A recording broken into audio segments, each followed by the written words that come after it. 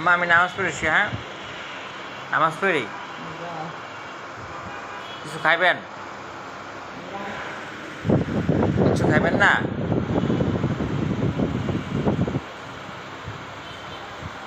গেলাম আম্মা।